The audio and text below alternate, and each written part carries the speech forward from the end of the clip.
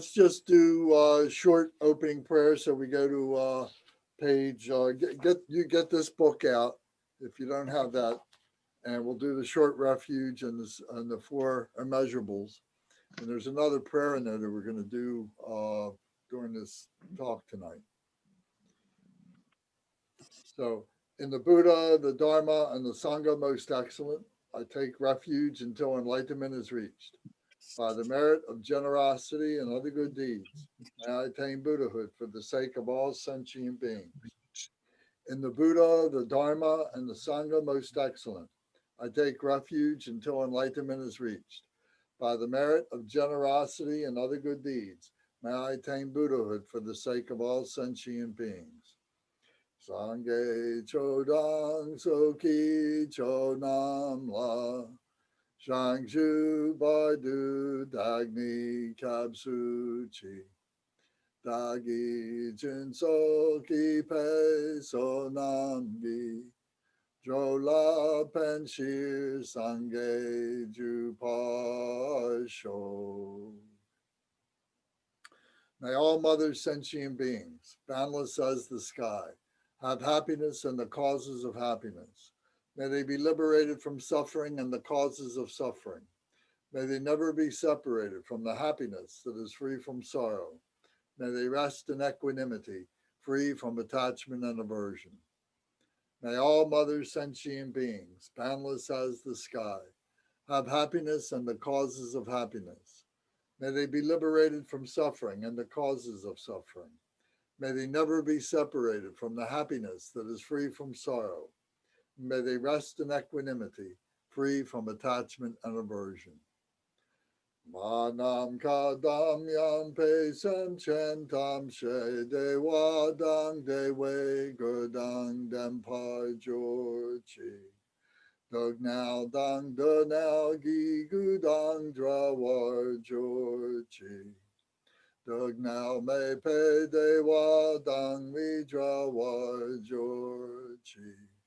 Ne ring chak dang ni dang draw way tang namla ne par jorchi. Okay, thank you very much. So we are going to, did you all look at the attachment that I sent in the email announcement for tonight? Yeah, I have it here. It's the illustration, right? If you didn't print it or you got it online, but it starts off with this little diagram, and then there was a couple of spreadsheet items, and then the text on the outline on chapters 11 through 17. So I'll just point a couple things out to you. This particular diagram here is just an illustration to kind of give an idea of the relative location, if you will, of the relative phenomena, or the relative, the phenomenal nature and absolute nature. So in the center, I said here is ultimate awareness or ultimate nature, the true nature, the Dharmakaya. And then on the ring on the outside of that was the Sambhogakaya, which is the enjoyment body. And then on the ring outside of that was the emanation body, the Nirmanakaya. And those are the three relative, those are all relative nature. Or the Dharmakaya is ultimate, but the Sambhogakaya and the Nirmanakaya are both relative. That's what I meant to say. Phenomenal nature and samsara and nirvana are the outside ring, and all that is phenomenal nature. So, for me doing that, it helps me to understand, so that's something I did years ago and thought it might be useful. Then the next page then textually explains, the different bodies of the Buddha, and then the bodhicitta that it is involved with, and then the name. So it has the Dharmakaya, the Sambhogakaya, Nirmanakaya, and then showing the ultimate and the relative, and then showing its nature as being primordial Buddha, meditational Buddhas, and manifested Buddhas. So that might be helpful. And then at the bottom it says samsara and nirvana nature is the phenomenal body, which is relative. And this is where sentient beings and bodhisattvas like us reside. And then the next page is a spreadsheet basically on the Pearl Rosary, the path of purification. So that's the Deity Yoga book that we've been using is based on the Pearl Rosary book. And these deities you see are listed here. You see their names. You see what kind of a deity they are, whether they're a bodhisattva, or they're a Buddha, or a Dharma protector, and then what their specific activity is. So, Lance? Yes, sir. I thought I'd just take a moment to tell you that I don't see it in my email for today. You said you sent it today? No, I sent it on last Wednesday. Oh, I think Wednesday. let me check again. Okay, sorry. The 21st, yeah.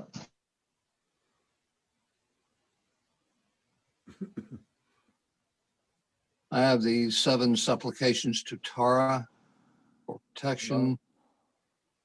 There will be Gary. Buddhism 102. If you put your email in the chat, I'll forward that to you.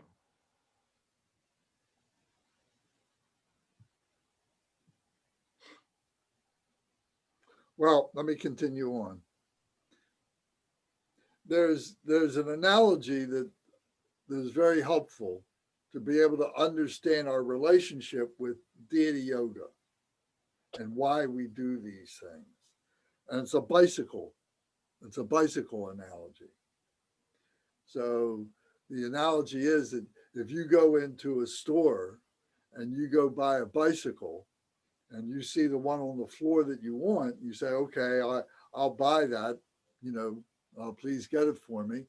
And they will bring out a box that is a third the size of the bicycle that you choose to buy. And you say, well, how can they get that bicycle in that box? And they say, well, you got to put it together. So you say, oh, okay, either that or you got to pay somebody, whatever it is, $50 or $100, whatever it is, to put the bike together for you. But if you decide to take the box home and unpack it and then put the bike together, you have basically 2 choices. You either put it together the way you think it should go, or you look at the instructions and you follow the instructions. So if you put it together without following the instructions, you're likely to wind up with the chain doesn't, work right on the derailleur, and you might find that the handlebars don't align themselves properly, and you might find that the seat doesn't adjust properly, and you might find that you've got, a half a dozen parts that are left over at the time that you put the bike together because you were just putting the bike together with what your imagination was telling you what you thought the bicycle should look like. So then, if your choice is to follow the instructions, then piece by piece, you're checking all the pieces that you've got, making sure that you've got everything that was supposed to be in the boxes there and so on. And then it identifies everything and tells you how to assemble the bicycle properly. And then at the end, you should have a fully operational and stable bicycle that you can use.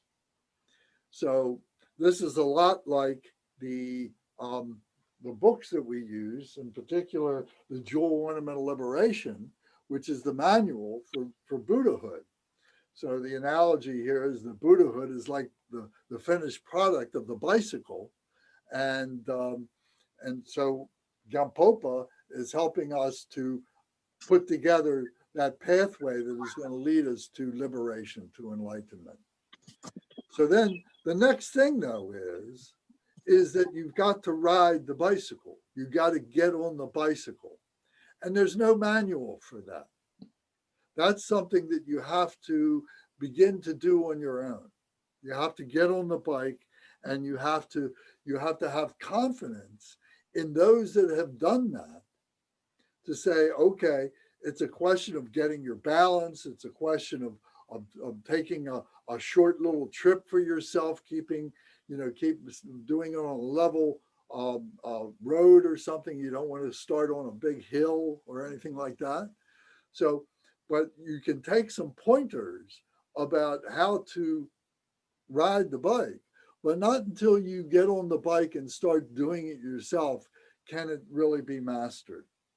So this is an analogy for our practices, that you've got to practice that which you have built, the bicycle, our Dharma practice. We have to practice that. So learning it vicariously is the beginning part, is the academics, but it doesn't get us to the liberation part. We've got to get in and we've got to practice. So just underscoring this and giving you that analogy, and hope that it helps you. The next page is another spreadsheet, which you've gotten several different times, which is the 5 wisdom Buddhas and their consorts and the 8 great Bodhisattvas. So this is like the family of the 5 Buddha families, and with the spiritual sons being the 8 great Bodhisattvas, and then what they symbolize is on this little spreadsheet. So in a few weeks, we're going to dive more into this, and I'm going to produce a flow chart for you that is going to be easier to understand, and be able to see where the 5 Buddha families, where the consorts are, where the Bodhisattvas are, the spiritual sons, the spiritual daughters, and the Dharma protectors. So we'll be able to talk about that in a few weeks. So hopefully that's all going to help you as being pieces of the bicycle that we're trying to ride. So this is all now leading up. We have the aspiration. We want to attain liberation. We want to attain enlightenment. And we talked about the aspiration part of bodhicitta, of cultivating bodhicitta, the aspiration of doing that. Now we have to engage in practice. Now we have to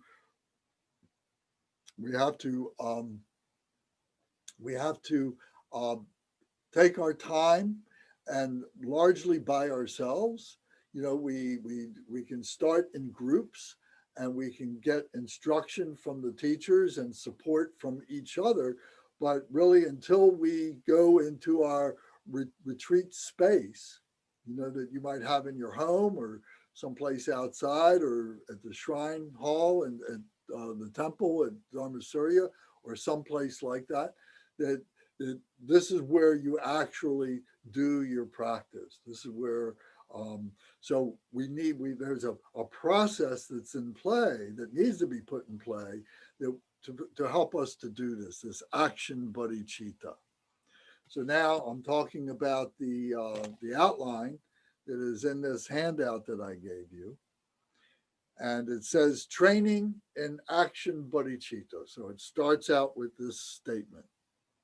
And it says, once a bodhisattva has cultivated aspiration bodhicitta, which we've been talking about, he has to exert himself to perfect that mind in order to actualize the precious altruistic thought and use it for his sentient beings' welfare. All study and practice, even sitting for one moment, doing one prostration, or reciting one mantra, becomes methods to further the mind. So everything that we do is a mind training. So this is a key phrase. Mind training is what we are doing. Training this mind to align itself with the big mind. The big mind is already perfect. It's the mind of the Buddha. And we're training this mind to cut off, to abandon all the junk that is in there that we spend all our time dealing with, that is preventing us from being able to open up and recognize and allow the wisdom of our true mind to come forward. So we're getting the little mind to align itself with the big mind. So it says here that there are three teachings, three basic types of Dharma teachings, and these are called the three baskets. So you may have read something or you may have heard something about the three baskets. So this is what it is. It's called the Tripitaka, the three baskets. Tripitaka is a Sanskrit word.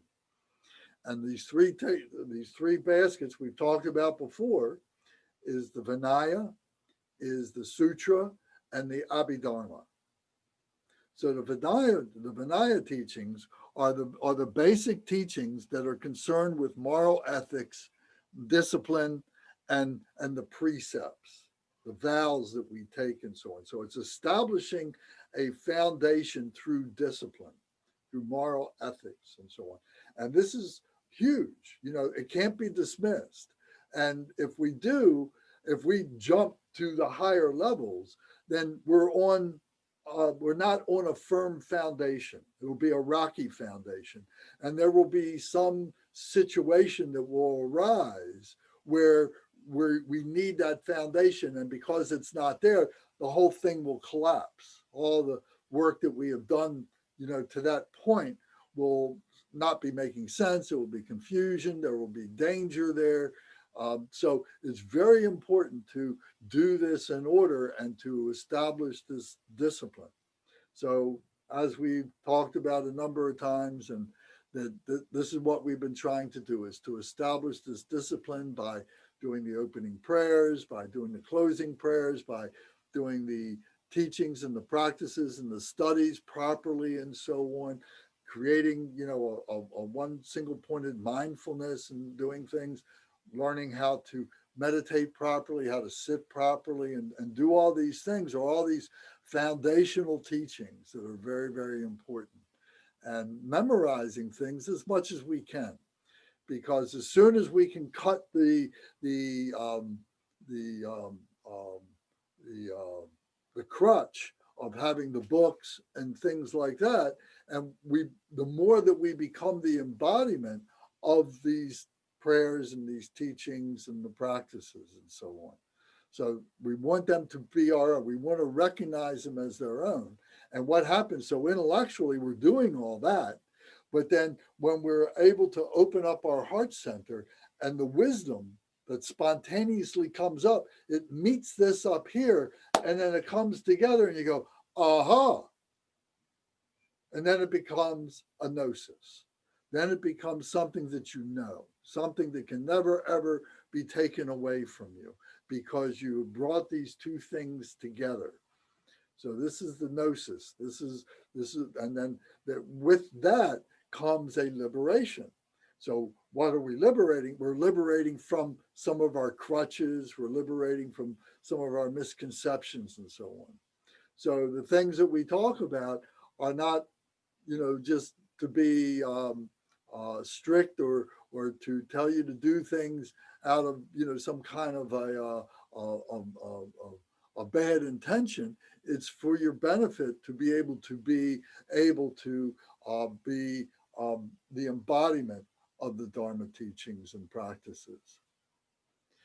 So this is the Vinaya. This is what the Vinaya is. And this is what the Buddha first taught to most of his students, who were all kinds of different miscreants of one type or another. And they needed to have this discipline. So he told them, look, you got to cut your hair. You got to take off your clothes, and you got to put on these robes, because everybody's got to look the same. And then this way we begin to focus on our our similarities, on the sameness, rather than our individualities, and one person having rich clothes and another person having rags, and having, you know, people create space between themselves. We're not looking for that. We want everybody to be the same. So the wisdom of the Buddha was to say, if we're all wearing the same things, there's less to be divided about. So it was a very basic idea to be able to do. And if you've ever been in the military or anything like that, you will have experienced what I'm talking about. So, and also are the precepts of the vows we take, that we are going to do this, the commitments that we make to ourselves. And we may do that in the beginning by taking commitments to our teachers, you know, but if the teachers are good, you know, they are emphasizing that these are commitments that you are making to yourself and not just to the teachers. So, so these are there for this purpose of discipline, of creating and adhering to these moral ethics. Then comes the teachings, the second basket of the sutra teachings, which is concerned with how to calm abide and other methods of meditative concentration. So here we're going to a higher level of meditation, calm abiding meditation, shamatha meditation, vipassana meditation, insight meditation, and meditating on bodhicitta, meditating on loving kindness and compassion, to have these very specific things that we're meditating on. In Vinaya, they're trying to meditate on enlightenment, on stopping the mind from thinking about all these different things, and they're doing breathing exercises. But they're only useful in really being able to calm our anxiety, to be able to calm our monkey mind to some degree. But it's not really leading us to enlightenment. So in the sutra teachings, now we're learning about bodhicitta. Now we're learning about the bodhisattva hero, and being able to embody that, to recognize that within ourselves. We're recognizing Avalokiteshvara, we're recognizing the bodhisattvas, Manjushri, and so on. So those that are in the Pearl Rosary, we're learning about those deities in the Pearl Rosary and so on. So this is helping us to now, you know, develop that one-pointed mindfulness even stronger, more and more. So these are the sutra teachings, and the sutras were the literal teachings of the Buddha and the great masters that came after him. And there's just a few of those great masters like Nagarjuna and Chandrakirti. And so by learning those, we are recognizing their teachings as being evolution or being elaborations of what the Buddha taught at a little bit of a higher level. So the sutras are like the Gospels in what we would say in the Bible. What Jesus was talking about are the Gospels. The sutras are what the Buddha was talking about. So, and then the commentaries on what the Buddha talked about are called the Shastras. So that's not included in the sutras, but they are the Shastras. And those are these elaborate elaborations that go on and give more detail, more experience of what the writer was trying to convey to the students and so on.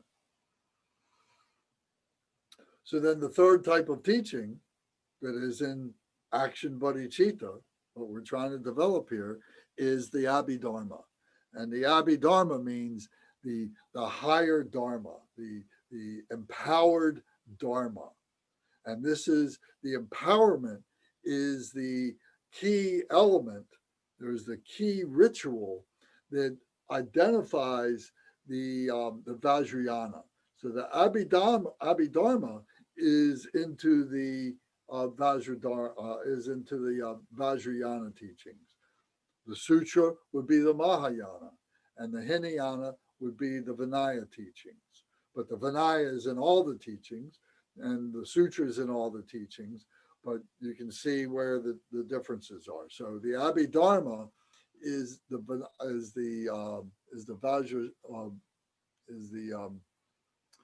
Vajrayana teachings, and these are the wisdom teachings. So it says emphasizes interdependent origination and wisdom awareness or insight. So now this is taking the experiences that we have in shamatha meditation and the arisings that come from that, the vipassana and so on, and being able to process them, having a way to be able to process them. So the main book of the Abhidharma is quite, the English translation is, 3 inches or so thick, and it's basically a book of lists of going over, 4 of these, 6 of those, 22 of these, and so on. But they are systematically identifying these different qualities and different aspirations and different results and so on, so that we have a better way of being able to bring our intellect again into fine focus, to make it like a sharp razor edge that is able to cut through all the other junk, all the other stuff, all the emotions, all the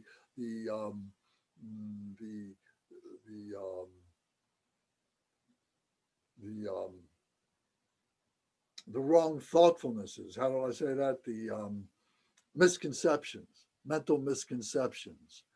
So, so what we are learning is how to enter into the Abhidharma through the deity yoga, because it's through the deity yoga that the Abhidharma is revealed. So this is, not just how to build the bicycle, but it's also how to ride the bicycle, what it's like to ride the bicycle, and so on, what the purity is, what is it to be on the bicycle and be going 30 miles an hour or whatever, and coasting down a hill, or be able to go up the hill and be able to control the bike and be able to manage the gears and all that kind of stuff, being able to do all that while maintaining your balance. So this is what the deity yoga teaches us. So through these insights that we have.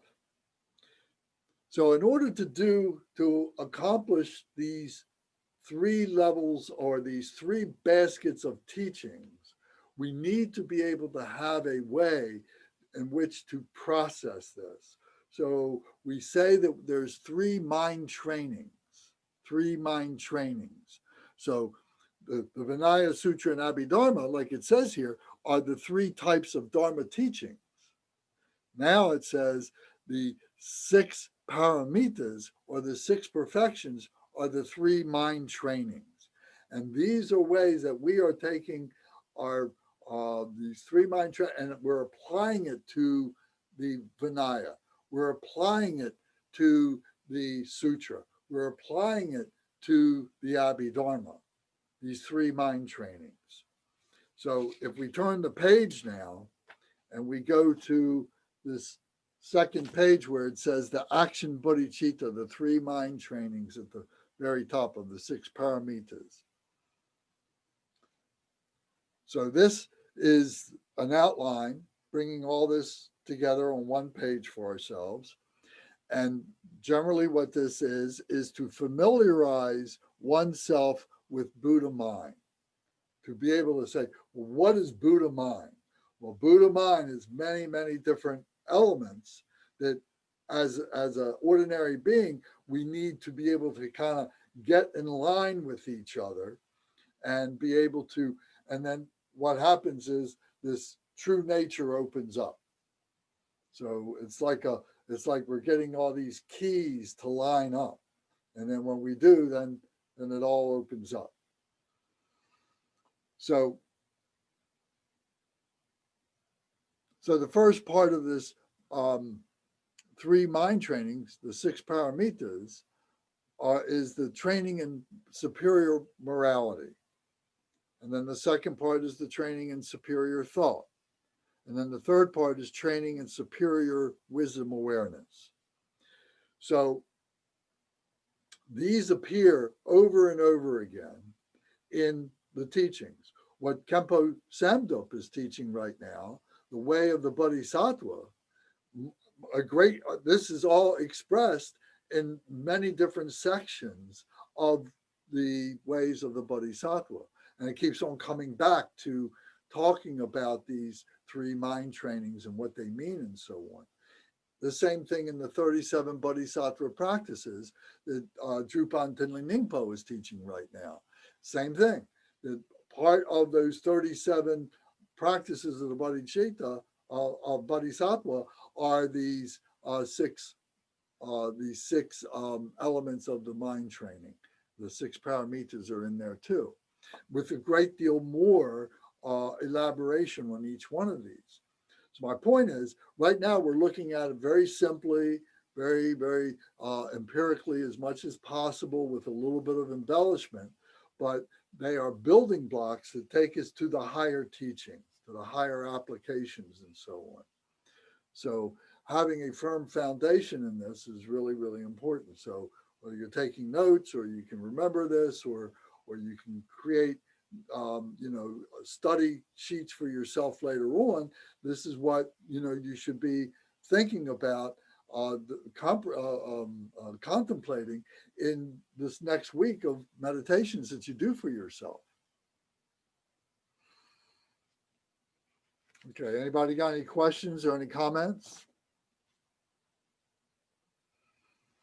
Lance? Yes, sir.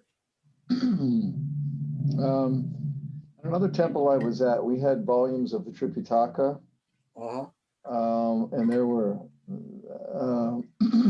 they were small hardbounds, but I think there were in excess of 40 of them.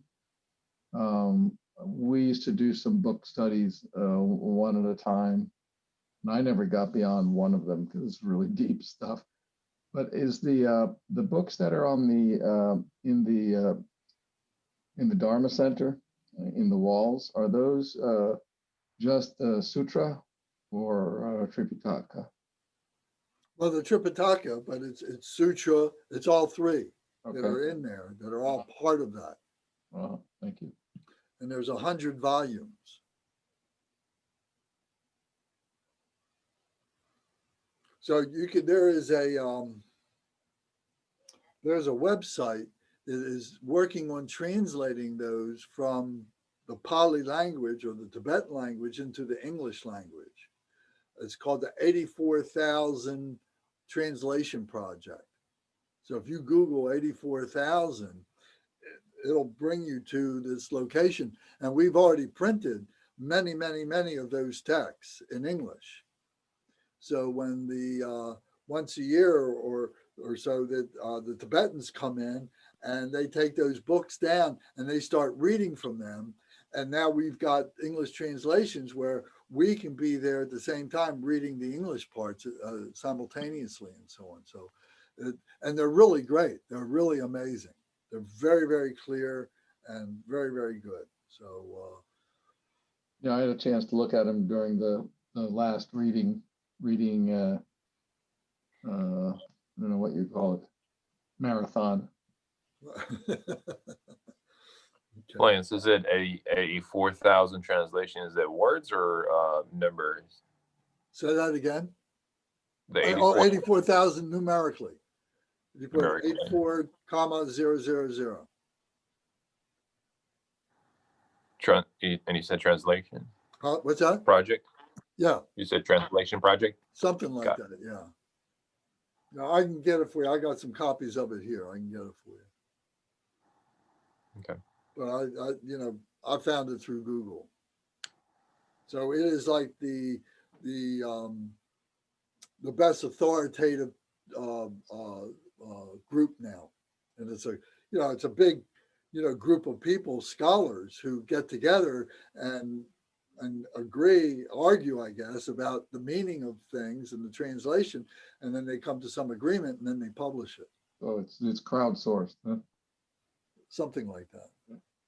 Yeah, it's I think it's a little more 84,000. professional than just crowdsource. Yeah, it's 84,000.co. Okay. All right. So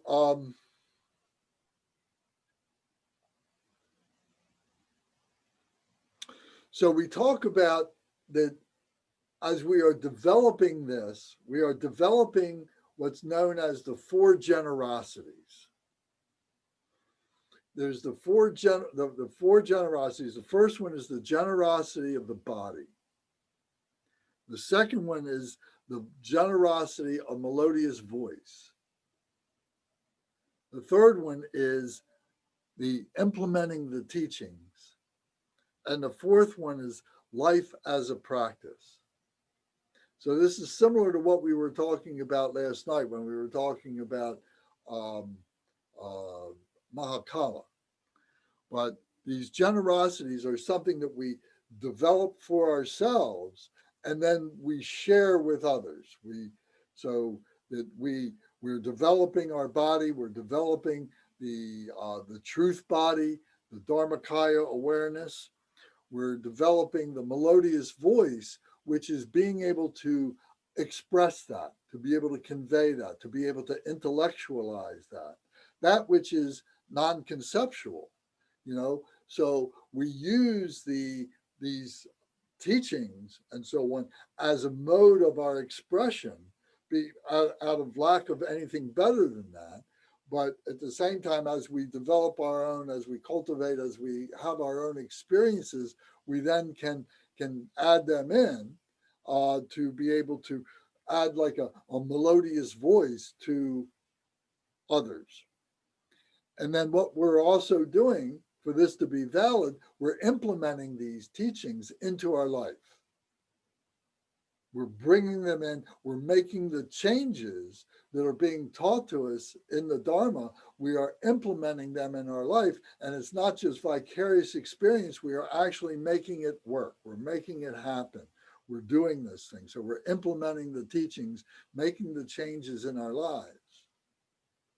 And then the fourth one is that we live our life as a practice, that we recognize that we are not a Buddha, we are not liberated, we are not enlightened at this point, and we are working towards that, and that everything that we do with our body, speech, and mind is to align ourselves, to make ourselves inseparable with the body, speech, and mind of the teachings, of the Buddhas, of the enlightened ones that are being taught to us and so on. So our whole life becomes a practice. Everything that we are doing is for the benefit of others through the Dharma. So this is important. These are the, you know,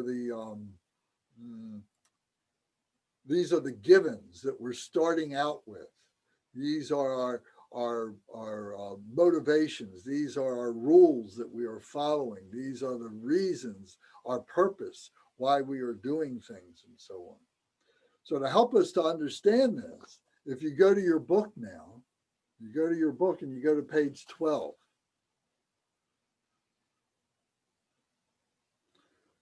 So this is called the Sagaramati Requested Sutra. So Sagaramati was a king, and he requested these teachings, this particular teaching from the Buddha. Many of the sutras, came from requests. If you remember, I've said many times that, you know, the Lama in the old country, the way it's done, the monk, the Lama, would sit down, and then he would have his students, and the Lama would just sit there quietly going into meditation until somebody asked him for a teaching. And then he would come and give the teaching. So many of the teachings were requested by kings of the regions that the Buddha Shakyamuni would visit and so on around the countryside when he was teaching. So this one was the king Sagaramati. So this was how do we present to disciples? How do we purify ourselves? How do we maintain our purity of thought and our purity of what it is that we are expressing? So this is a part of that sutra So here we'll read in English what it says. Likewise, be extinguished. Extinguish all enemies to my purpose. Whatever evil forces are in me, be defeated. Do this so that when I am victorious, all pure radiance melts into me completely purified. Take all this knowledge, food, and drink peacefully, enjoy it, and be satisfied so that all obstacles may be destroyed. Be liberated from all obstacles, all general obstacles. Maras are defeated by this gesture of the Buddha. By reciting this mantra, may all the Maras be purified. As a result, may all the Maras be defeated. So this is something that a teacher will recite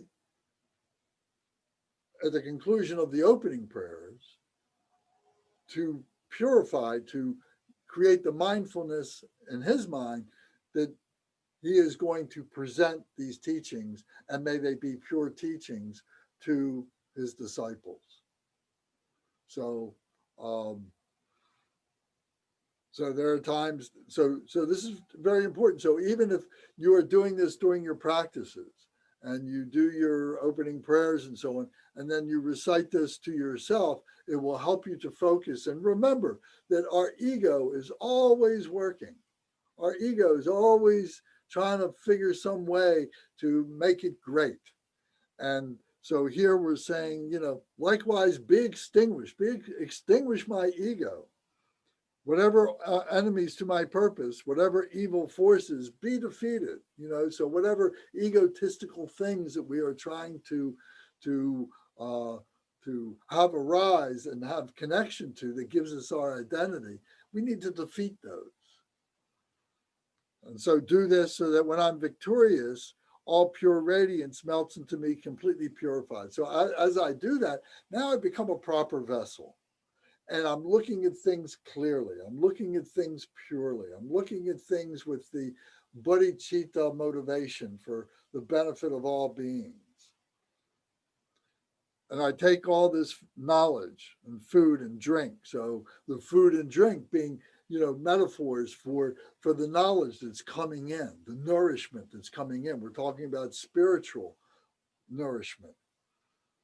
Peacefully and enjoy it, and be satisfied so that all obstacles may be destroyed, so that all the emotions, all the mental misconceptions, all the habitual tendencies become destroyed.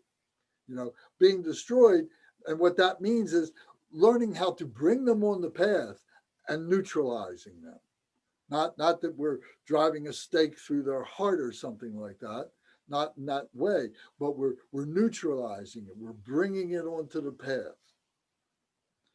So it's be liberated from all obstacles, all general obstacles. So all manner of obstacles. The Maras are defeated by this gesture of the Buddha. This is the way we overcome our demons.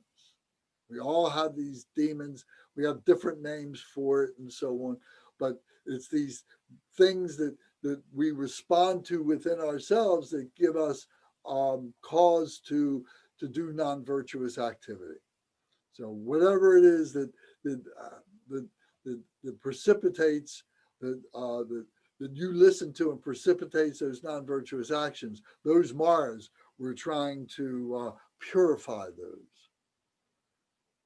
And as a result, may all the Maras be defeated. So once they're defeated, you know, they stay defeated. They will remain more than dormant. They will be defeated. They, you know, could they possibly rise up again? Yes, they could possibly rise up again. And we have to be vigilant that maybe there's another set of circumstances that may come that were totally unexpected that causes us to get angry again, that causes us to ignore what might be a new teaching, or what might be a jealousy that comes up. So the 5 poisons, and the way that we've talked about them, what conditions might manifest that we didn't expect that may come up, and then all of a sudden we're doing these things back again. So we have to be ever vigilant to understand what our motivations are and keep those motivations pure, keep those causes pure. If we do that, then our actions will be pure. And the goal for our actions is to minimize our actions. The less that we do, the less that we have to purify. If we maintain that level of purity and we're satisfied with that and we can rest in that purity, then there's nothing else to do. It's just peaceful and calm. It's blissful. It's emptiness. It's clarity. It's unimpededness. The problem is the ego doesn't like that. The ego wants to do things. The ego wants people to know who you are. So let's go out and tell people what a great practitioner you are. You can tell them that, and then that then corrupts what a degree of your purity if your motivation is for your own aggrandizement rather than for the benefit of the enlightenment of other beings. So you see, we're always putting other beings, for their purpose in front of ourselves. That becomes our motivation. Otherwise, the ego leaks in and starts doing things for ourselves and becoming selfish. So this sutra is very important. So if you can remember to do that is very, very, very helpful. So going back now to the outline. So now we talk about the training in superior morality. So morality has, here it says 3 parts. So the 3 parts are the generosity, the moral ethics, or the discipline, and the patience. So in generosity, we're talking about generosity of the body. We're talking generosity of the speech. We're talking about generosity of the mind. So how do we do this? How do we learn to do this? How do we practice this? So generosity of the body is doing chores, actually, physically doing things. Maybe it's, doing things around the house to keep our house tidy and clean and so on, and doing things around the temple, keeping things tidy and clean there, doing things to sustain your family, being able to earn a living and being able to contribute to all the expenses that you have in your family, being able to contribute to the expenses that have to do with the temple and so on, to be able to help sustain the physical, the facilities, to be able to establish those, to maintain those, and to take a responsibility as being part of this. Generosity with our time, generosity with our talents, and generosity with our finances, our gifts that we can give, that help support these things, that have to pay the gas and electric and other bills and so on that we have to incur and so on. When the lamas come, we have to pay for their expenses. We have to pay for their transportation if they're taking airfare in or something like that, and we have to give them an offering, to do that. We do that as a sangha, but we also do it individually. We make offerings to them for their teachings. And this is part of the reciprocal agreement that we have there. They're giving us the teachings. They're showing us their compassion by giving us their teachings. And we're showing them compassion by giving them some money and things that they might need, clothing or things like that, or transportation. If they need to go someplace, they have meetings that they have people ask them to come to their houses, or, many different things that we can do to help the facility and to help the lamas and so on. So it's all part of the generosity of our time, our skills, and our wherewithal, our wealth. So there's also the generosity of speech. So the generosity of speech means that we have to develop our intellect.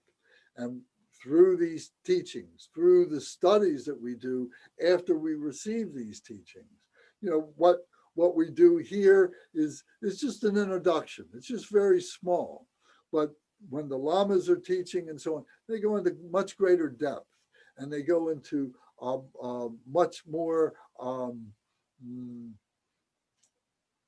explaining it in terms of what has happened in the past, the stories that they tell, the biographies that they tell about past masters, is just the kind of stuff that stays with you, that you begin to really recognize, and you begin to see that you're a part of a lineage. And it's not just, you know, one teacher sitting in front of you and saying, okay, I've learned these things from these books and through my teacher, and I'm teaching it to you. But now you're making a real connection to a lineage.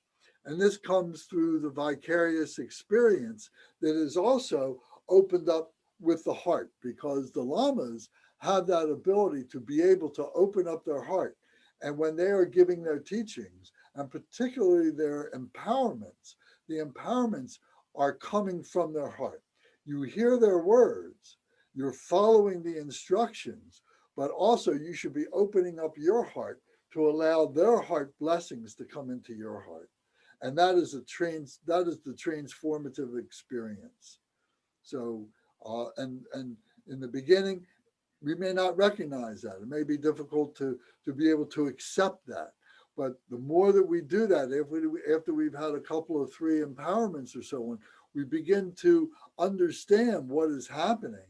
And then we don't realize it in the beginning, but then maybe after we're finished with the empowerment, we've all been together in the temple, and now it's 5 o'clock, 6 o'clock, we've all had our meals together and everything, and you go get in your car and you start riding, you start driving, and you realize you're high. It's like high of something that, you know, maybe you've done in the past. Maybe you may equate it to something of being intoxicated in one way or another. You know, it's not totally losing control. It's not like that. But you realize that you're in a transcendent space that you hadn't been before. Maybe you've been there before. Maybe you've done some things that gave you that kind of feeling. You say, wow, I did this naturally. I did this through the teachings, through the experience of being with the lamas, being in this empowerment and chanting and doing these things. That's what gave this to me naturally. And you recognize this as your natural mind, this natural experience. This is the way it should be. This is the way it is. When we have eliminated all the non-virtue, when we've eliminated all the non-virtue, is this bliss? Is this happiness? Is this peacefulness? Is this emptiness? Is this unimpededness? That's what we're left with. And we celebrate that, and we try and maintain that. But as we go on, you know, we get home, things start happening, and things start coming back down to our prior state. But the more that we are able to do these practices, and that's when we take these empowerments, that's the commitment that we make to do these practices. And then we find that we lift ourselves back up and we become transcendent again. And we do that over and over, and we go down, we come back up. But every time that we go down, we're going down at a higher level. We only go down this far. Then we go and do more practice, and then we come down maybe just to this level. And then we come down another time and come down to this level. So what I'm saying is we're maintaining most of the time a higher level of awareness. And we want to do the things that are expressions of that. We don't want to contaminate that in any way and so on. So we're developing the speech, we're developing the intellectualization of these teachings. So we're being generous to ourselves, we're enriching ourselves, and we are training ourselves to be able to communicate it to others. Because one of the things of the Bodhisattva, one of the hallmarks of whether we have achieved a level of awareness is how we are able to communicate it, how naturally we are able to communicate it. If I have to go back and think about, oh, well, this is what so-and-so said about this, or this is what I read about in the book or something like that, that's not it. We're talking about how it flows out of you naturally, how your experience has become that experience, where it's all come together, the inseparability we talk about. So this is the generosity of our speech, as being able to do that and develop all this through a fearlessness. Because in the beginning, when we're learning all this, we might have all kinds of things. Oh, I can't learn that. That's too much for me to learn. You tell me about this book that's 3 inches thick. I'm not going to be able to do that. I don't want to do that. I have a fear that it's going to change me in too much, or I'm not going to be able to make that time dedication to it, commitment to it. So Lance, quick question. So just doing the practice, it's just not a good idea to separate yourself from what's going on a daily basis, kind of like as an idea to remove all the obstacles, but it's always a good idea to combine the two, the practice and being able to go into the daily grind kind of thing, and then realize how much that practice kind of stuck to with you, right? Well, it's a balance. You know, sometimes you want to go on retreat for a week or 2 weeks or something like that, and you're withdrawing from your everyday circumstances. So you're really putting yourself into another environment, another atmosphere that you really can open up your heart. You really can open up your intellectual mind and so on. You really can cut off your emotions and so on. But then, as you're pointing out, at some point you got to go back and you got to re-engage back into society and so on. So it's a balance of those things. But if you're suggesting that we need to practice on the corner of, you know, downtown with people coming and going and traffic and stuff like that, you know, that's not for the faint of heart. That's for those practitioners who are really adept at what they do. But we have to go through these periods of withdrawal and then re-engagement and coming back to withdrawal and re-engagement and so on. So yes, there needs to be a balance of that. Does that answer the question? Yeah, it does answer the question, because what I've always heard being, said is that the results of your practice and how much you learn from your practice is only going to come out in difficult times in your life. That's true. So, but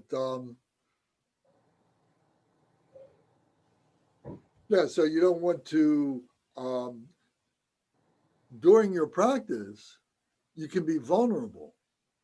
So you want to be in a controlled environment while you're doing your practice and stabilize the results of that practice, so that when you do go out into those difficult times, you have the strength of being able to manage that. Does that make sense? Yeah, it does. I mean, is that what you've envisioned that to be? Yeah.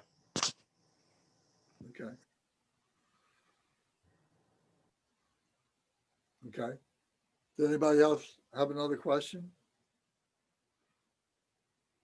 Okay, so a large part of this developing the mind is developing our fearlessness to be able to do this, because it's our fear that the ego draws on to be able to direct in a way that is comfortable for the ego, because the ego always wants to be comfortable.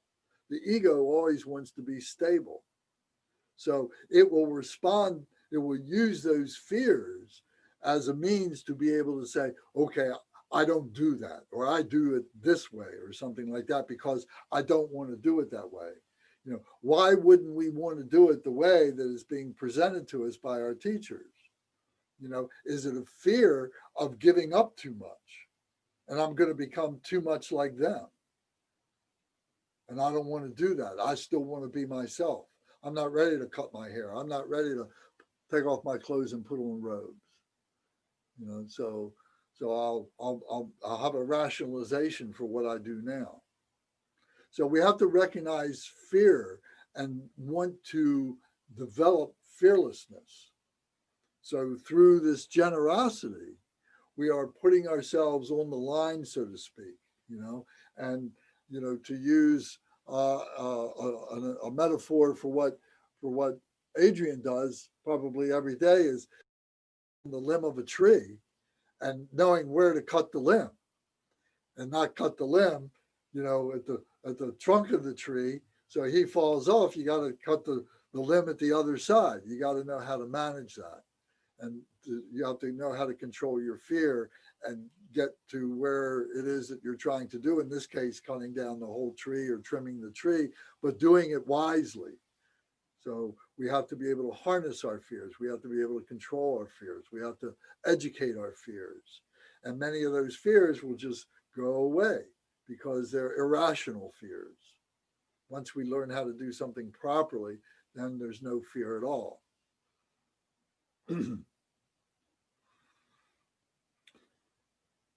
So then there's the generosity of the mind, to develop the mind. Now we're talking about the big mind, and this can only be done from my experience and everything else that I've learned, and so is through one-pointed mindfulness, is by calming the body down, calming the intellect down, and then allowing the wisdom to come up and be able to go through that process of analyzing what that wisdom is and be able to be able to shape that wisdom, to be able to understand that wisdom, to be able to allow that wisdom to transform into this persona of liberation, of this Buddha nature, this true nature. So we have to be generous with our mind, generous with our mind, generous with our time to be able to develop that. And then in turn, we have generosity for others. So when the lamas are teaching and they are giving the empowerments, like I said, and they are leading us through the practices and so on, they are laying their hearts wide open. They are laying their minds wide open. And they can carry a whole room, a whole auditorium full of beings who are just being magnetized by that Lama. And maybe you've been in talks, or you've been in practices or teachings or meditations with someone like the Dalai Lama, or with Garchen Rinpoche, or with other teachers that you know in the different lineages that you've been part of, that this one person can transfix all these people, their attention and their hearts. And for that time, they are blessed, because whatever non-virtue they had has been transcended. Whatever they went into that auditorium with, whatever they went into that room with, whatever anxiety they had just disappears. And that one person is just holding them all in their heart. So it's not unlike artists, you know, who can do things with paintings and so on. It's not unlike musicians who can do things with their compositions and so on like that. So it's a spiritual connection. So in any of those forms, it can manifest. So it's being generous with that, being able to take that. So for those of us that don't have the ability to be able to be able to weave a beautiful melodious song, or those that can paint a beautiful artwork. But maybe we can talk and teach and lead in meditations and so on, and help in a more subtle way for people to find that loving kindness and compassion, that bodhicitta and so on in ourselves. So we might all have that ability to be able to do that. So this is talking about generosity. And this generosity is, because we're doing this for the benefit of others, we're accumulating wisdom and merit for ourselves. We're teaching wisdom and merit, and we're accumulating wisdom and merit as we do this. It's a reciprocal thing. So we're and our motivation for this is our compassion. An example of the Hinayana, the Arhats, the Pratyeka Buddhas, the Shravakas, we use these different names that are all Hinayana practitioners who go off by themselves to attain their own individual liberation, their own individual enlightenment. And they are not concerned with the enlightenment of other beings. They're only concerned with their enlightenment. It's a selfish enlightenment, and that becomes the rub. That becomes the problem, because they're still thinking of I, me, mine. But when we get to the next level of being a bodhisattva, now everything that we are doing is for the benefit of others. And the reason, the way that we are doing that is by what we learned as an arhat, what we learned as a Pratyeka Buddha or Shravaka, or that independent Hinayana practitioner. Now we are taking that wisdom, which is true, and we're now sharing it with others. We're doing it for their benefit. We're not doing it for our benefit. We're doing it for their benefit. And that's compassion. So if we're taking the wisdom from others, this wisdom that we've developed, and then we're sharing it, this is the compassion. It's the other side of the hand. Wisdom and compassion are two sides of the same hand. Or a bird with the body of the bird, and then the two wings. One's loving kindness, one's wisdom, and the other one is compassion or skillful means. So this is the generosity of the mind, the generosity of the compassion, the generosity of sharing this with beings. So we had the material sharing, we had the intellectual sharing, and now we have the sharing of the spirit, the sharing of the mind. So this is the generosity. So here it says in the outline part, if you go back to this page where it says chapters 11 through 17, and it goes to chapter 12, it says the perfection of generosity, how to open one heart and mind, and to learn how to share all the necessary things, such as skills and wisdom. It cuts narrow-mindedness, jealousy, pride, and greed, and actualizes harmony and freeing from stinginess and clinging. So this is a perfection. This is something that we put ourselves, this is action bodhicitta. This is the first part of action bodhicitta. So here it says the 6 paramitas, the perfections, it says generosity dispels poverty. So we can have poverty in our material possessions. We can have poverty in our intellectual understanding, and we can have poverty in our spirituality. So this 3 types of generosity dispels the poverty of those 3 levels, of those three things.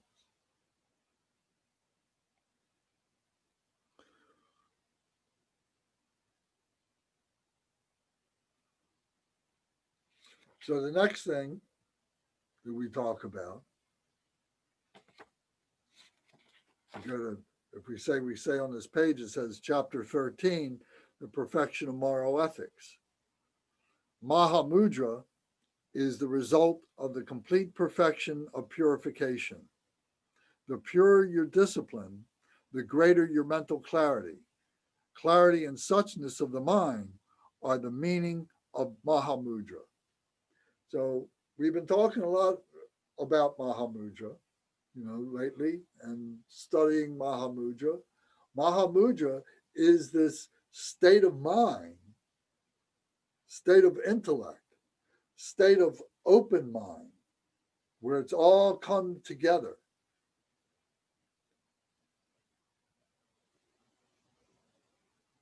And it comes from this discipline, it comes from this mental clarity, and it comes from, well, it says here, perfection of purification, discipline, and mental clarity.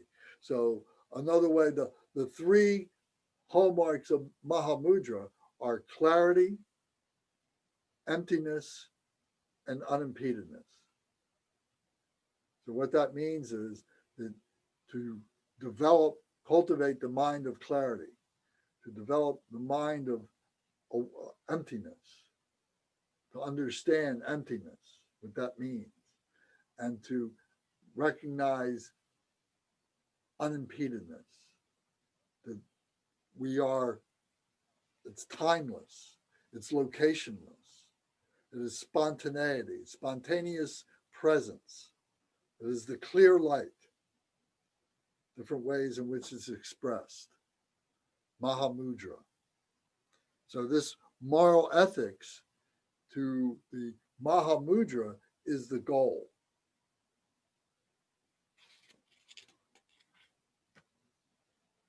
So here it says moral ethics, discipline. So we have the vows that abandon negative behavior, maintaining discipline, calms and causes precautions, and facilitates achievement of the two accumulations. Okay. Do we need to take a break? You guys want a couple minutes? Everybody okay? I'm good. Okay. Okay. Lance, what page are you on with? So I'm on the second page of the outline.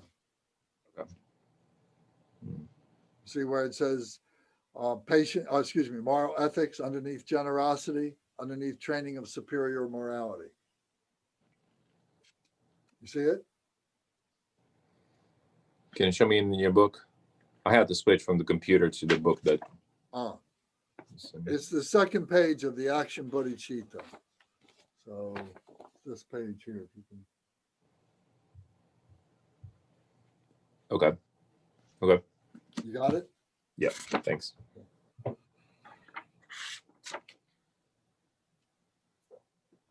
So we're not going to get through this whole section tonight. We're maybe can talk about moral ethics, but this is so important. It really needs to be. These are like pillars of the philosophy, of the action of the philosophy.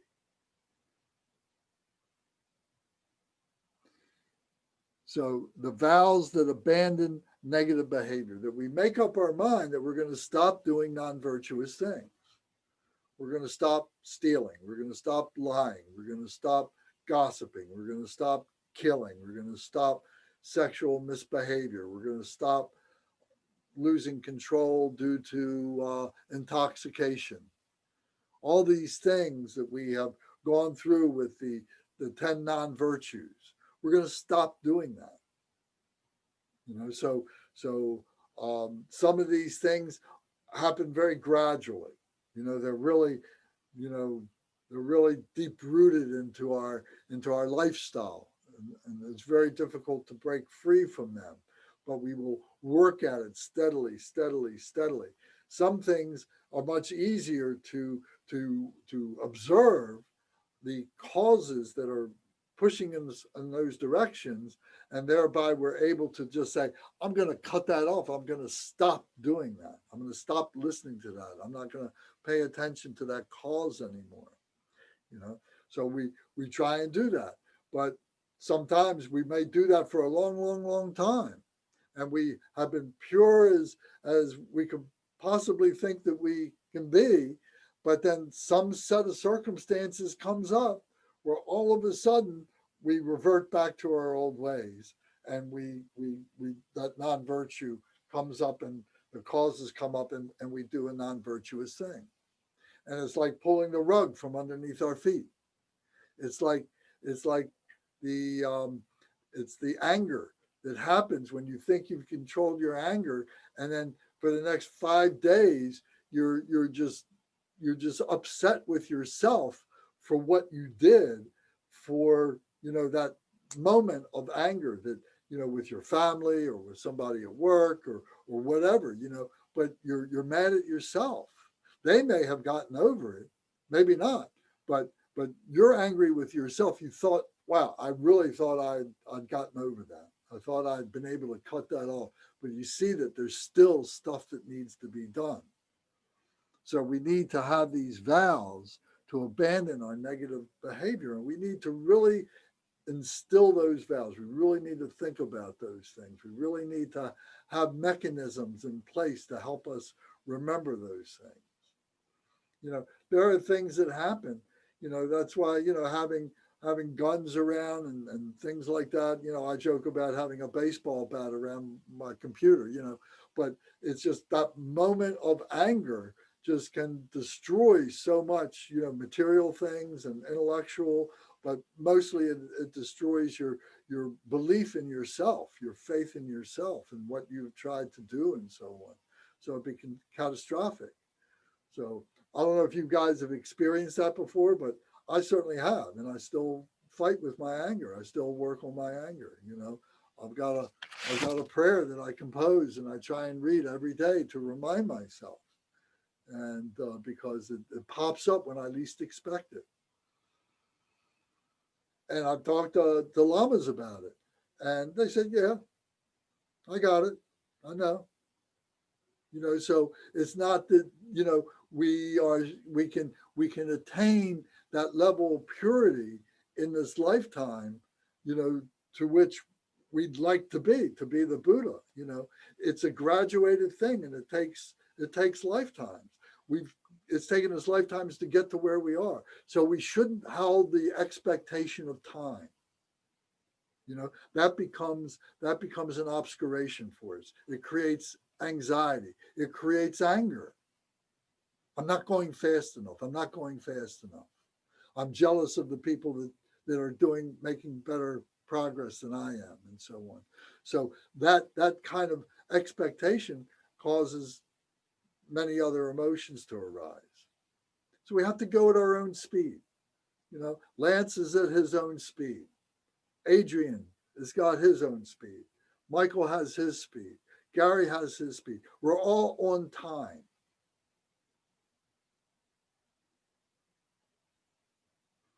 So have confidence in what we're doing, that it transcends the passage of time. It transcends where we're living. It transcends the type of body we have, the type of life that we have. So if we can remember that transcendence that we are part of, that's a huge goal. That's a huge accumulation of wisdom. And to be able to continue to practice that is a huge accumulation of compassion for ourselves. And we're doing that through the compassion for others.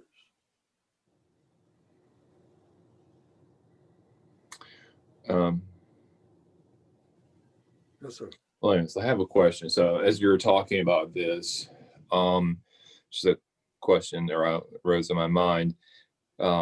So as a practitioner, how do you make the difference between, you know, your own karma? Like, you know, you were born in some bad circumstances, right? And every day of your life is pure hell, right? And as a practitioner, you learn, you do your best to, you know, overcome the anger, overcome the anxiety, overcome, you know, everything. How do you make the, you know, that decision to where this is my karma, this is what I have to deal with, or this is too much in my life, I have to move away from here, leave this behind, to where I can go to a place where I can practice Dharma quietly until I achieve that level of, you know, stability, and then deal with all that? Well, it's up to each individual. You know, there's no hard, fast rule about that. You know, there's plenty of testimony of people who, you know, have emigrated, you know, in a gross way of looking at that, have emigrated from war zones, you know, to come to places of relative peace, to be able to carry on their lives and so on. So some people, you know, need to do that. Some people can still remain in that, you know, war zone and can continue their practice and have great results, you know, and be a shining example, be a bodhisattva for other beings in that midst that are there, you know. But I would have to say that that's very, very difficult to do. And, you know, and there's a wise person who says, okay, it's time for me to leave this and I'm going to go someplace else and find peacefulness and so on. So it's a question of karma. It's a question of what responsibility you can take to maintain a level of neutrality in the midst of whatever it is that you're doing. You know, there is a Buddha that is in the heart, that is in the hell realm. And the Buddha is there along with all the flames, along with all the heat, along with all the suffering, along with all the bitter cold, along with all the crushing and so on. But that Buddha is able to remain stable despite all that, and is doing it for the benefit of all those other beings. So there's no hard rule of saying how it works. You know, we may remove ourselves from a situation and purify ourselves in a peaceful situation only in another lifetime to go back to that situation now as an enlightened being to help out those beings that we couldn't help before.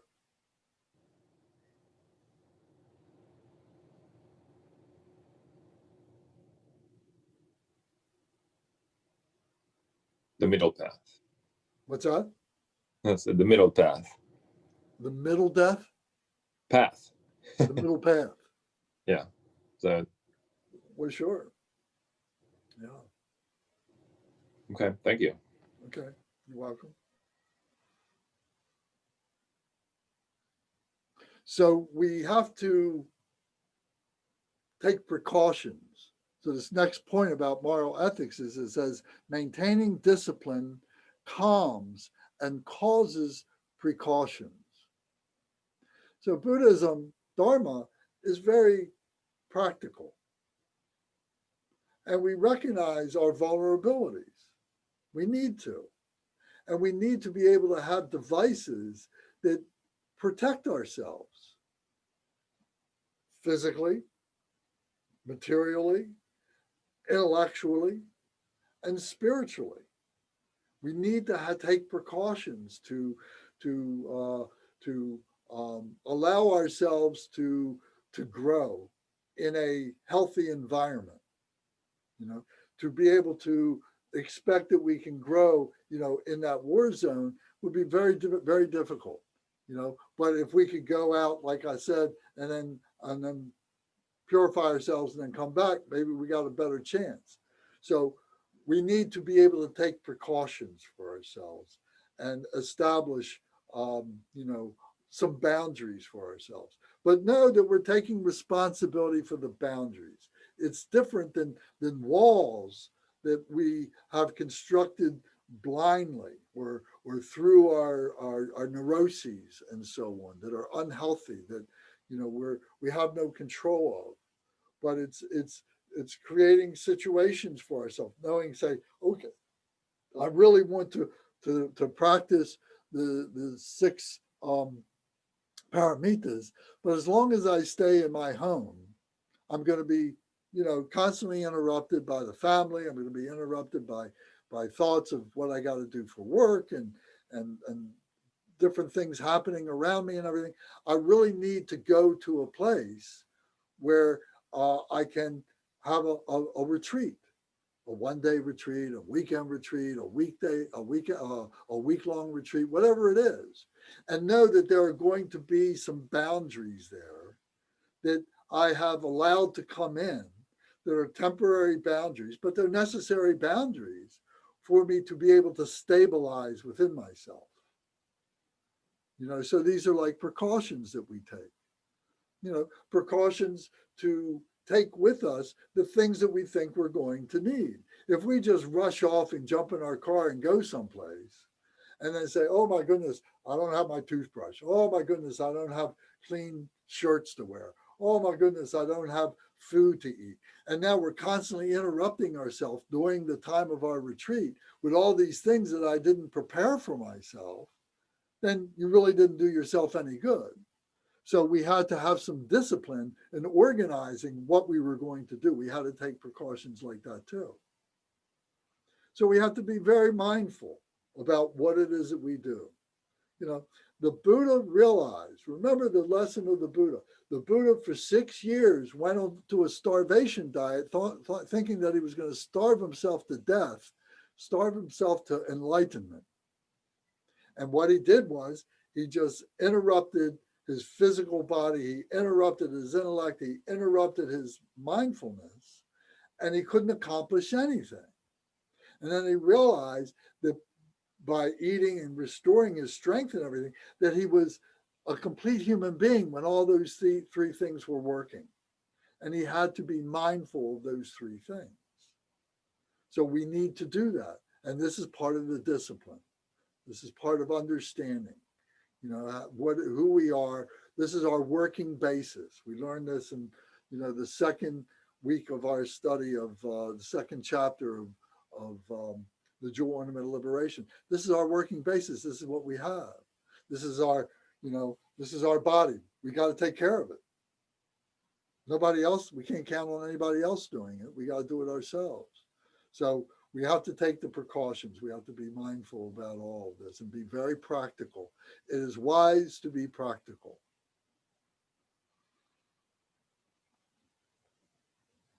So then it says it facilitates the achievement of the 2 accumulations. So I already just mentioned that a moment ago, that what we are accumulating is wisdom and skillful means. Wisdom and skillful means. Other ways of saying this is loving kindness is wisdom. Grace is wisdom, is loving kindness. This is our accumulated knowledge of the practicality of all the things that we're talking about, of the body, speech, and mind. What I need to have. I need to have my books. I need to have my mala beads. I need to have my bell and drum. I need to have all these objects, these ritual objects, when I go on retreat, because it's going to help me to focus my mind, So I need to have these precautions that I've got all these things, along with my toothbrush and all those things, So what we're accumulating is this wisdom of this knowledge of all these things and so on. And then as we become more adept at that, we become more adept at being a teacher or being able to guide other people into this. This is how it's done, and that's really one of the problems I'll point out that I've observed and that with Buddhism, I've said this before, I've used this analogy, it's a 2,000-piece jigsaw puzzle without a picture. And there are few people who are there to step by step take us through it. There's too many ego trips. There's too many neurotic tendencies.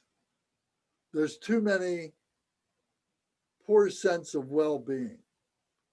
There's not enough leadership in all these different places to be able to do that, to be able to see that through.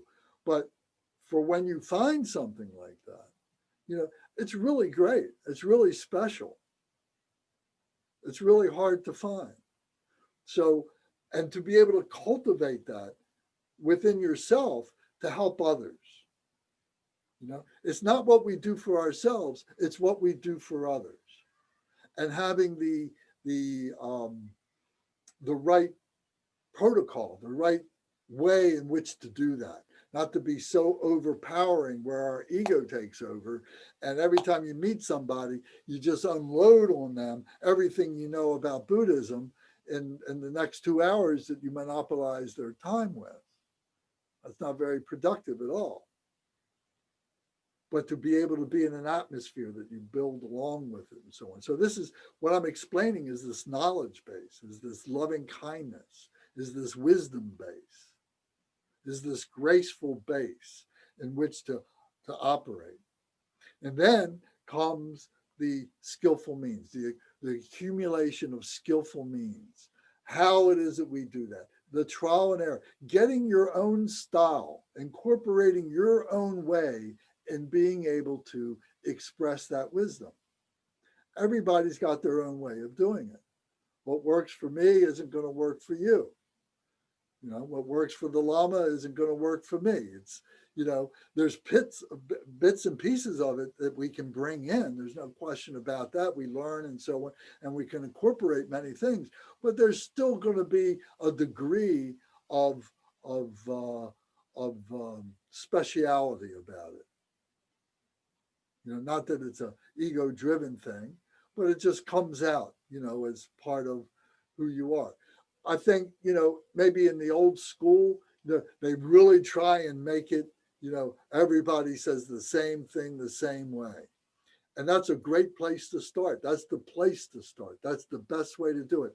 When they give teachings, they're using their pager books, you know, these books.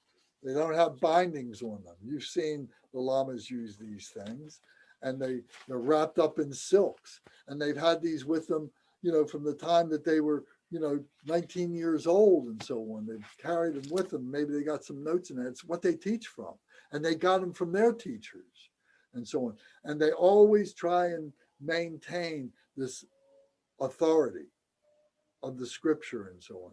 But then as they go on, they begin to, they tell their own stories, which are not likely to be written down, but they're telling about it. And this is part of the skillful means, the way in which they are transmitting the scriptures and the way in which they are transmitting the experiences and guiding their students.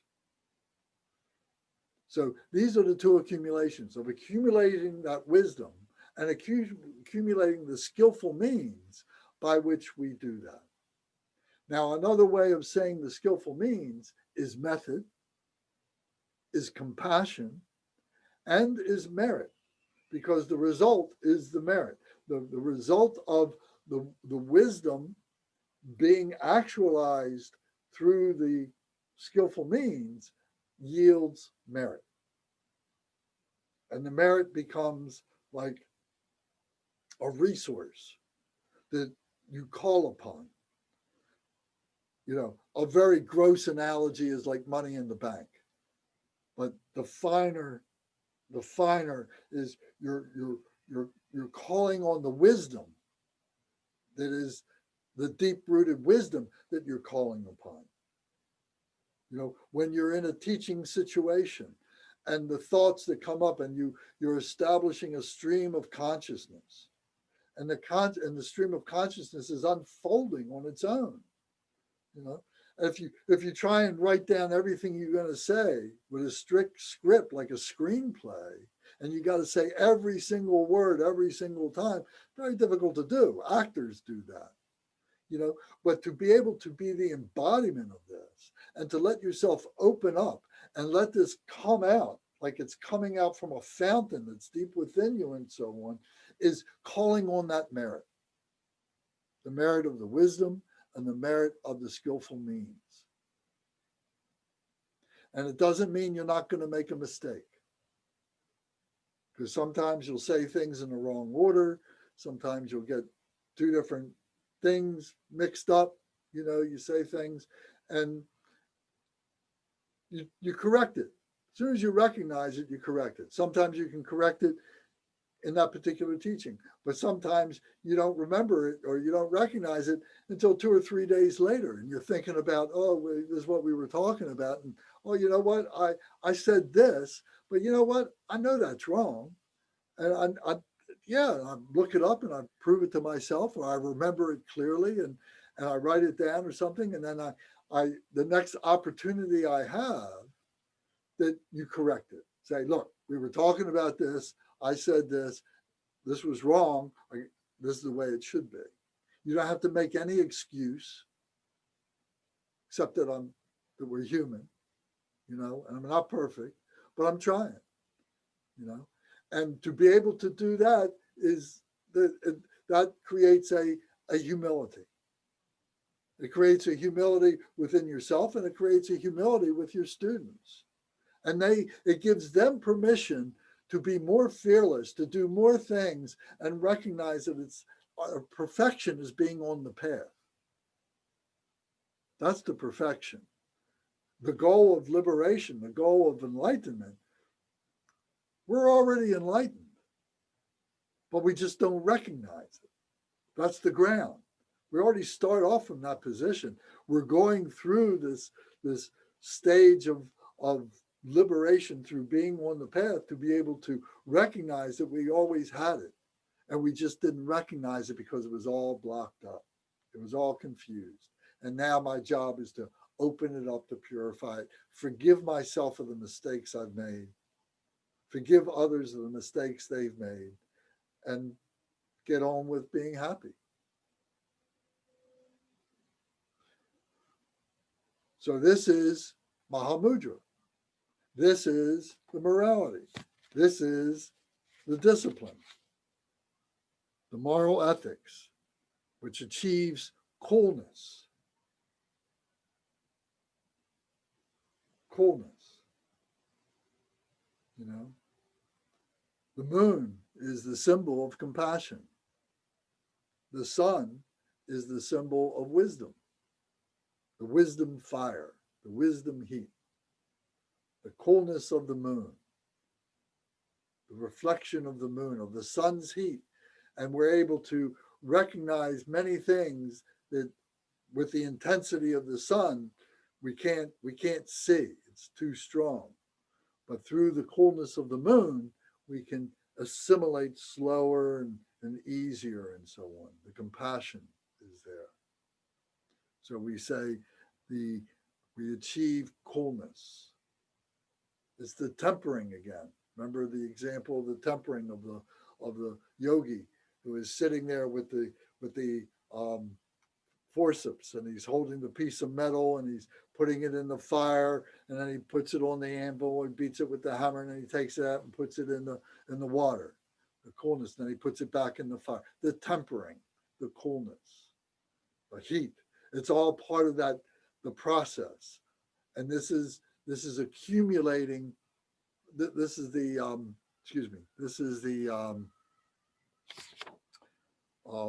two accumulations, which accumulates the wisdom mind, results ultimately in the wisdom mind.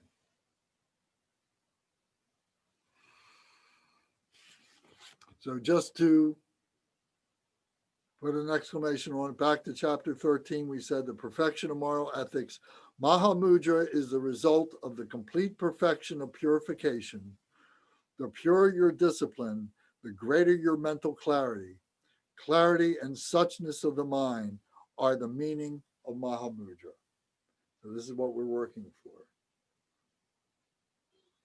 So this is action bodhicitta.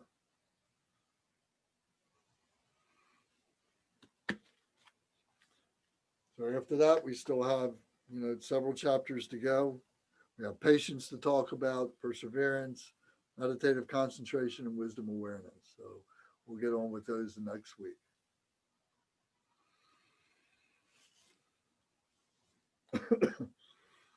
Any comments or questions?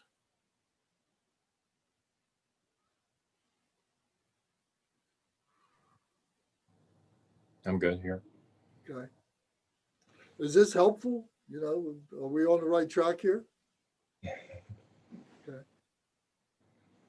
Okay, Gary, you enjoying it? I think he's thumbing me out.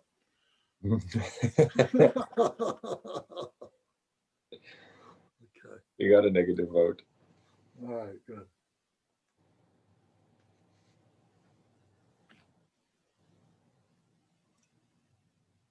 All right, well, if you don't have anything else to talk about, then we'll say our dedications and we'll move on to the rest of the evening. So tonight we'll go to page 18, 19, and well, we'll finish the whole book here because we've got the whole time and this is good stuff. Does anybody have any questions about these prayers? Now, Lance, I wanted to tell you, I think that when you said you emailed this to me, you meant you were talking about WeChat. I mean, Well, maybe I might have sent it in WeChat too, but I know I sent it in email to AOL. Huh? To AOL. I don't know what your email address is. Yeah, it's AOL. Well, that's curious. I thought maybe you were talking about. Well, I'm not going to look it up right this second, but Yeah, well, no, I didn't say anything earlier because I didn't want to disrupt, but perhaps I didn't see it in AOL. All right. Well, what I've been doing is every week I've been sending the outline along with the announcement, you know, and the reminder, you know, for the teaching. So it's always been attached there, and I'm quite sure you're in that group. But I'll check it. But I don't know what address it is. I don't know what address it is. I know your name is there. Do you have another email address? No, it's Gary WJ2. Well, it's kind of peculiar. It's Gary WJ2 at Verizon.net, but it's AOL owns the Verizon email, so it gets kind of. Well, I wouldn't recognize it as AOL then. Yeah, no, you wouldn't. But it's Gary WJ2 at Verizon.net. Well, do me a favor then. Do us both a favor. Just send me a message. Say, here's my email, my current email, and I'll do that. And I'll make sure it's correct. Okay. I will do that.